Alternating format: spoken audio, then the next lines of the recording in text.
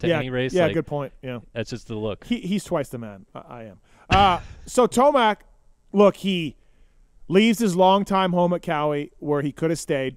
He takes a pay cut for a base salary. He signs up for Yamaha for 1 year and an option, but basically 1 year to try this thing out. And he maybe rides better than he ever has before at 29 years old and wins both titles. Well, he had the best season that he's ever had. Like, statistically, maybe there was better actual Supercross or actual motocross seasons over his career, but the one whole year combined, like, it's been perfect for him. I mean, you can't do it any better. You look, too, there was times where he appeared to get flustered at the end of seasons, Supercross seasons specifically. Never happened. Never, you know. Well, he said he had the most fun this year, too. That was another thing that he drove home a lot. And, I mean, you know, you and I both talked to him a lot in interviews and stuff. Like, to me, he's a much different person, too. Yeah, like, he's so much happier and freer, I feel like. He came on the show a bunch. He was some of those tough losses, he was at the media corral, you know, talking. And lots of praise for Chase, too.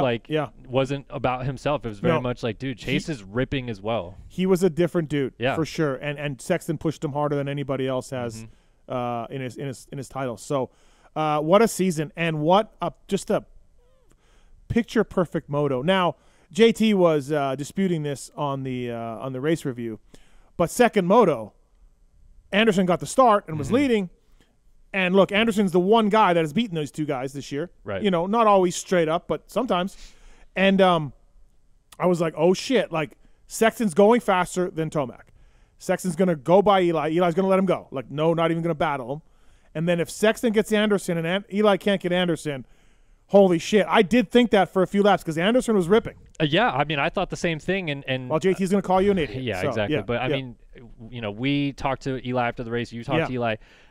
Same exact story that he said to both of us was I had flashbacks to Buds. I got stuck behind those guys and I couldn't pick up the pace to go around. And them. he That said was he the was same thing. quote unquote panicked. Yeah, he was panicked. So even he was thinking it as well. And look, I mean, I know it's kind of in the rearview mirror now, but there was a time where we saw very weirdo moments for Eli Tomac where it's like, why is he just driving around in 10th? Right. And that could have happened then too. Like it wasn't like this is an entirely different Eli Tomac. It still exists somewhere in there. No, absolutely. And again, like on that kind of dirt on that day, Anderson can haul ass. Now, obviously, he dropped way back and it didn't work and whatever. But yeah, he could do it. And I was thinking to myself, what do we got here? Because I had no doubt Sexton was going to catch Eli. I knew that was going to happen. And then I was like, Anderson could play a big role in this. Now, it didn't happen that way. And Sexton crashed 3 times in the second moto.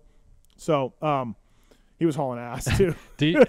I was trying to think back. Like, when's the last time someone even crashed twice and still won a moto? And Sexton almost crashed 3 times and had a chance to win the moto. Like, that, I was But, I mean, he was sending it. Like, what else are you going to do? It's the same thing Tomac has said the last couple of weeks. Like, you have to go at this point in time because it's so close. There's no more give and take. You have to go for the win every single moto. And Eli actually said the same thing to us, that he was happy that it was a 1-point gap coming in instead of like a 10 or you know, something bigger where you think about it more and you're like, well, should I ride to a third or whatever? The fact that he had to win probably made him like ride better and more within himself all day long. It was great. It was amazing in both motos. And so that's most likely his last Lucas Oil Pro Motocross Championship. I don't see him coming back. He's left the door open, but I don't see it. Yeah, we'll see.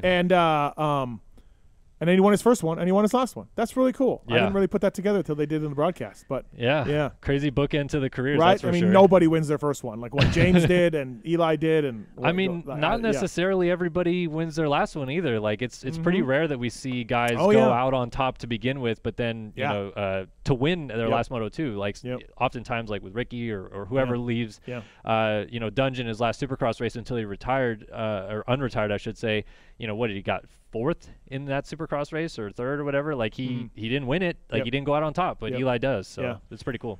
Great season. Congrats to the Star guys and Eli for that. Again, it's a gamble. You know, we sat here in December, talked about Supercross, and we're like, I don't know, you know, and then he hurts his knee.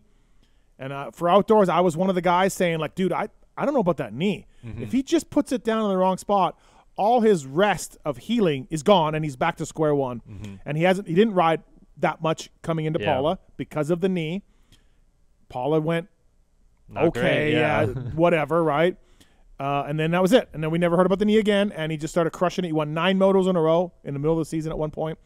and Sexton rode amazing too. That I think I saw that it was the highest points and runner-up points ever in a 12-round series or something. Yeah, but yeah, props to Tomac for sure.